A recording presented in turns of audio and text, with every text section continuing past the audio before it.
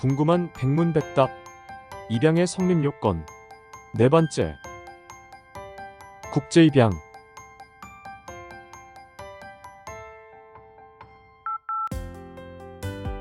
국제입양의 개념 및 준거법. 국제입양의 개념. 국제입양이란 대한민국에서의 한국인과 외국인 사이의 입양 또는 외국인과 외국인 사이의 입양, 외국에서의 한국인 사이의 입양 또는 한국인과 외국인 사이의 입양 등과 같이 외국적 요소가 있는 것을 말합니다. 입양특례법에서 규정하고 있는 국외입양도 대한민국 또는 외국에서 외국인이 한국인 양자를 입양하려는 것이므로 국제입양의 일종에 해당합니다. 다만 입양특례법에서는 입양 당사자의 자격 등 입양의 요건과 절차 등에 대한 특례를 두고 있습니다. 국제입양의 준거법. 오늘날 국가마다 다른 법질서가 존재하고 계약혼인 입양 등과 같은 사인 간의 생활관계는 필연적으로 국경을 초월해서 전개되는 경우가 많으므로 국제적으로 법률 상호 간의 저촉 발생하게 됩니다. 이와 같이 서로 저촉하는 법질서 가운데서 어느 국가의 법률을 준거법으로 선택할 것인지 결정할 필요가 생기게 됩니다. 준거법이란 국제사법에 따라 어떤 법률관계에 적용될 자기 나라 또는 다른 나라의 법률을 말합니다. 외국과 관련된 요소가 있는 법률관계에 관하여 국제재판관할과 준거법을 정하고 있는 국제사법은 입양의 성립을 쉽게 하기 위해 입양의 준거법을 양친의 본국법으로 단일화하면서 친자관계의 성립에 있어서 양자의 보호를 위해 양자의 본국법에서 양자 또는 제3자의 승낙이나 동의 등을 입양 요건으로 할 때에는 그 요건도 갖추도록 하는 규정을 마련하고 있습니다. 따라서 입양의 준거법은 양친의 본국법이 되고 또한 양자의 보호를 위해 양자의 본국법이 중첩적으로 적용됩니다.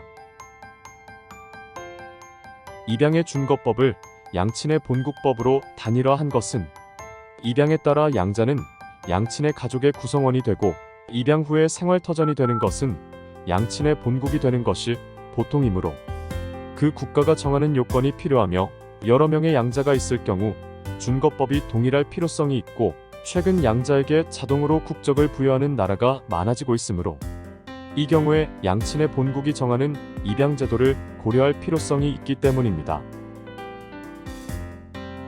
그러나 위와 같이 단일화의 필요성이 인정된다고 하더라도 입양의 성립에 있어서 양친의 본국법만 적용하고 양자 측의 법을 전혀 고려하지 않을 경우 양자의 이익이 침해되거나 양자의 보호가 소홀해지는 문제가 예상되어 양자의 보호를 위해 양자의 본국법에서 양자 또는 제3자의 승낙이나 동의 등을 입양 요건으로 할 때에는 그 요건도 갖추도록 하는 규정을 마련한 것입니다. 본국법이란 당사자의 국적이 있는 나라의 법률을 말하는 것으로 예를 들면 대한민국 사람의 본국법은 대한민국법이고 독일 사람의 본국법은 독일법입니다. 국제입양의 성립 요건. 국제입양의 성립 요건. 국제입양의 실질적 성립 요건은 양친이 될 사람의 본국법에서 정하고 있는 입양의 실질적 성립 요건, 예를 들면 입양 당사자의 연령, 부부 공동입양, 제3자의 동의, 공적기관의 허가 등과 양자가 될 사람의 본국법에서 정하고 있는 양자의 보호 요건, 예를 들면 본인의 승낙, 제3자의 동의, 공적기관의 허가 등을 모두 갖추어야 합니다. 외국인이 대한민국에서 보장시설이나 입양기관에 보호 의뢰되어 있는 보호를 필요로 하는 아동을 양자로 입양하려는 경우에는 그 외국인은 후견인과 함께 양자로 될 아동의 등록 기준지 또는 소재지를 관할하는 가정법원의 입양 허가를 받아야 합니다.